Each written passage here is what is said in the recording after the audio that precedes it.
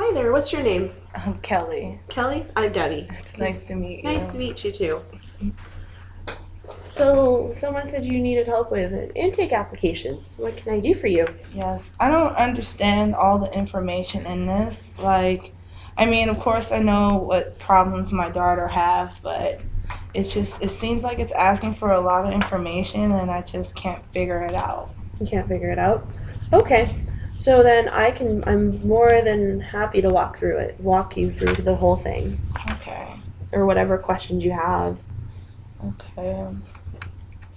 Well, one of my questions is I'm not sure if I have all text. I know I have access. hmm So how do I get all text or I'm not sure what to do. They're actually separate. Arizona long-term care and access are actually separate. So what happens is we can actually get you the application for that so that you can get approved and then get services for your daughter as Okay. needed.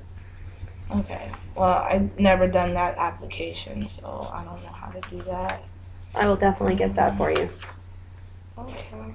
Well, third party liability insurance. All I have is, like I said, access. So, Well, this form is so that you're consenting that if we need to fax agencies or schools or any places your daughter has been affiliated with and we need further documentation or information, we gather it from them. It's giving us permission to do that. um, so you can just take any of my information. Not just any of it, but yes, we if we need it for, like, say if we need to approve her, then yeah, we do have there's certain documentation that we do need to prove it. Okay, I'm fine with that. This is such. Let's see what I'm saying. So really, I'm just trying to get services. Like my daughter, she'll be 18 soon, and I don't think I can continue to take care of her with me and my husband. It's just been really hard on us. Like I'm turning 66, so it's just I can't continue to take care of her, even though I love her and I want her to stay in the home. I just think for better quality care, it'd be better if she was in a different place or in a different home. Absolutely.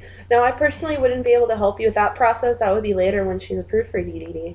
But when she turns 18, there's actually a booklet I can get you. It explains guardianship and that if you want to have guardianship, you can. If she can be her own person, even if she has a disability, she is even when she's 18, she's still an adult. She still has the right to sign her own name and make her own decisions.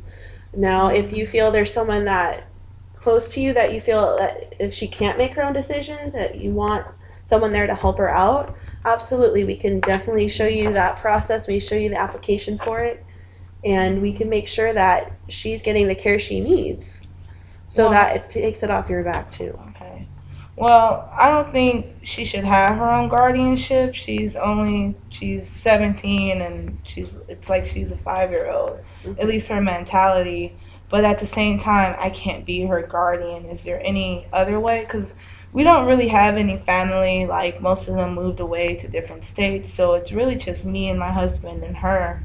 And I do feel bad, like I don't want to just send my daughter away, but just can't handle it anymore. But we don't have anyone else that could be her guardian. And I just think like if she's her own guardian and she doesn't understand what's going on, she'll just sign these papers. Like should I don't know. She might agree She to needs something. someone Right. there. Absolutely. So if guardianship doesn't work out, then when she does turn 18 and you can't care for her, then maybe we can look into group homes and or some kind of independent living to see what she can do. But since from what you've told me, she's cognitively delayed, it might be a trouble. She might have to have a guardian of some kind of power of attorney. Like, and how do we find power of attorney? I don't know what that means. Well, I think that's more for a medical standpoint. Like if she was had medical issues, then she would definitely need a medical power of attorney. But as for right now, and to be a legal guardian, it's not necessarily just taking care of her, like watching her remove like a child. It's more like if she doesn't understand something, but like I'm explaining something to you or explaining something to her she doesn't understand, you could read it and understand it, and you could sign her name for her.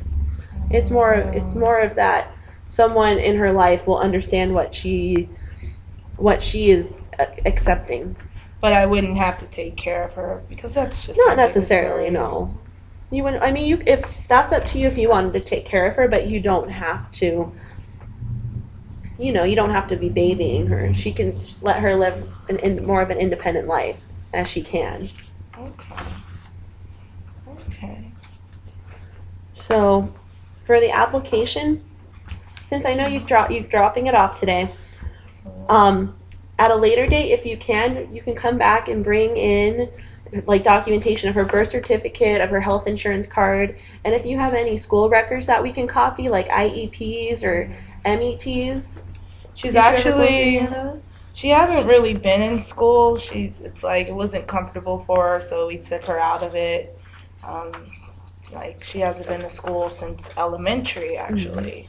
Do you have So any of those documents or the IEP forms or the METs from when she was in school? I should have them in a file at home. Uh-huh. I try to keep track of like all her appointments, all her medications, just everything that has to do with her. I try to keep in a file Okay. because it always comes up. That's perfect because as long as you have that and as long as we can copy it, we can prove her disability happened before she was 18. And that's very crucial in the acceptance process. Very, very crucial. So then on here for the intake application here, well, you speak English. She's black. She's never been married. And up here, you're going to say cognitive disability.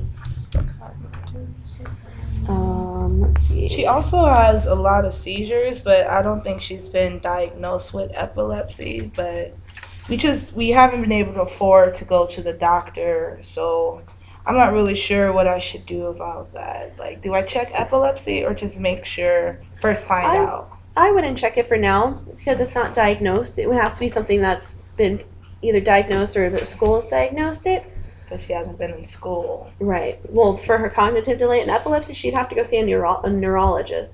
So, what I would do if you wanted to see if she was diagnosed with epilepsy or if she has it, I would call Access, whoever your insurance provider is with them, and then I would personally ask like, what specialist do you cover, so that if you feel like it's a problem, they can they'll refer you to someone so that she can get tested. Okay. Does she?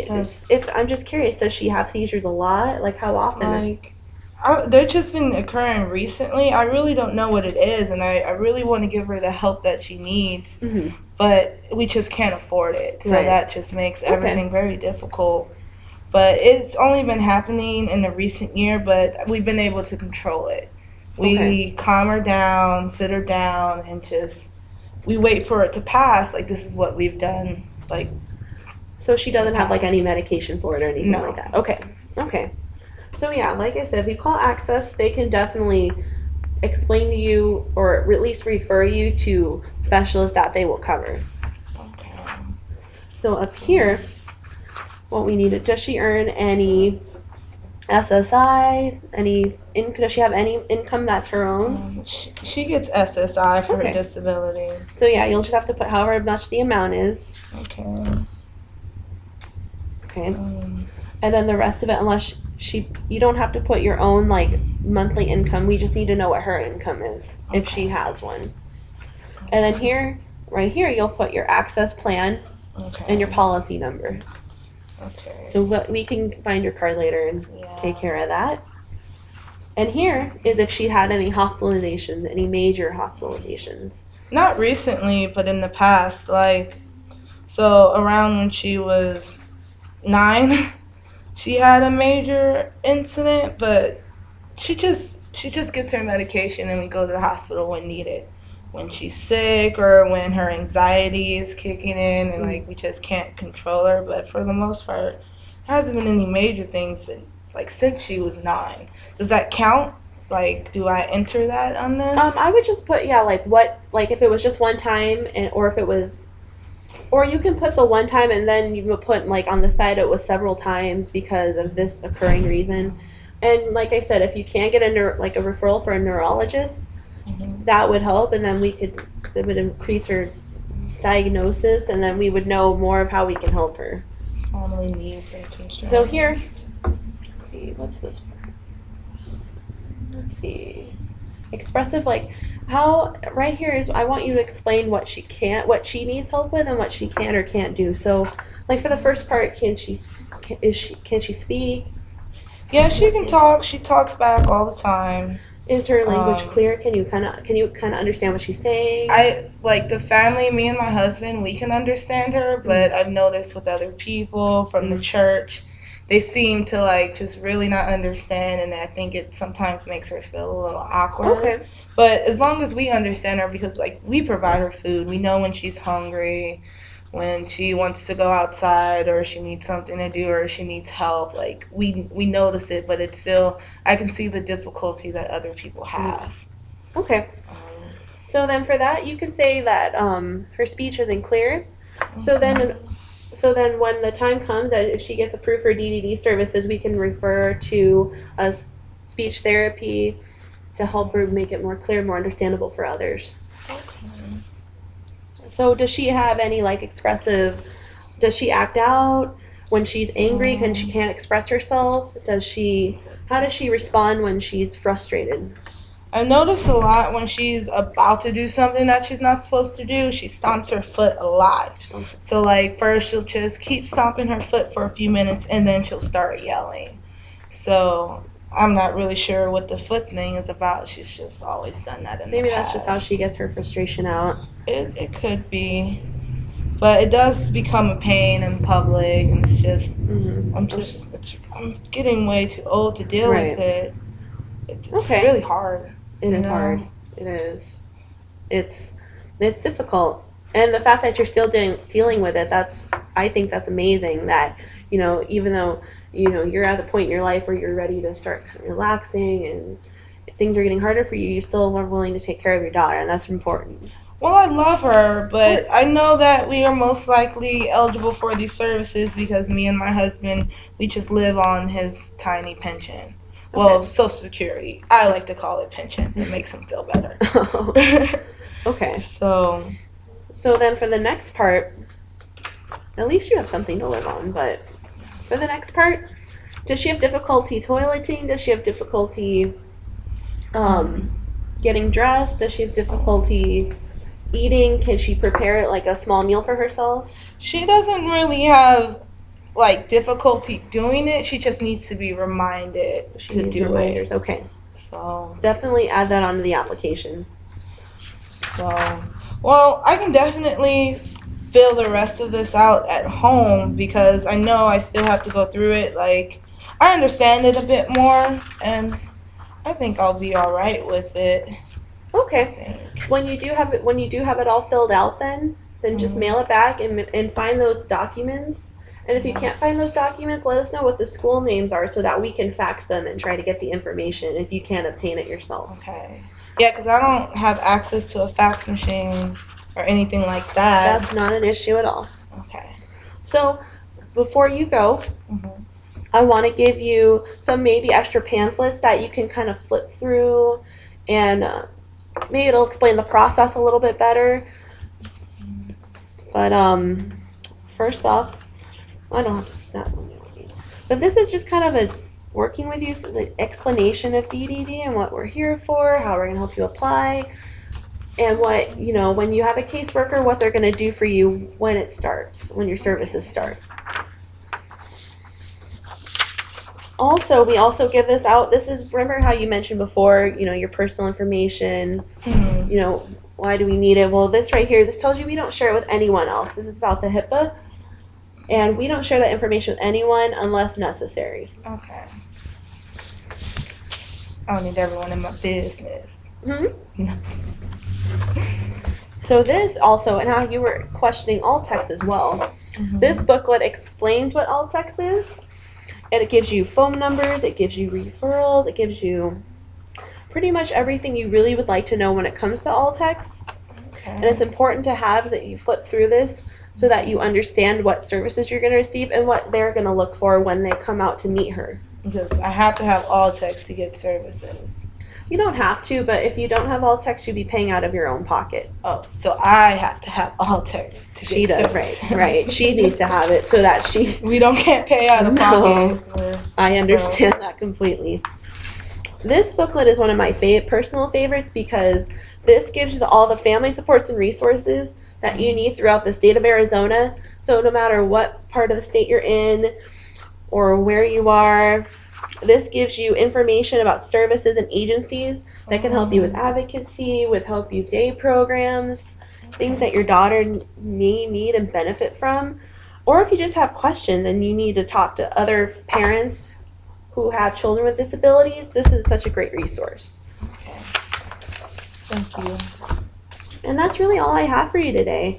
So when you get the chance, just send back the paperwork. Mm-hmm. You can bring it back to the office or you can mail it back in and add that extra copies of the documentation. And we'll call you again and we'll get everything set up. Okay. Well, thank you. I feel like this will help. Should probably get back to the car. My husband's in there and she's probably still yelling. So You better get back. Thank you. Nice to meet you. It was nice to meet you too.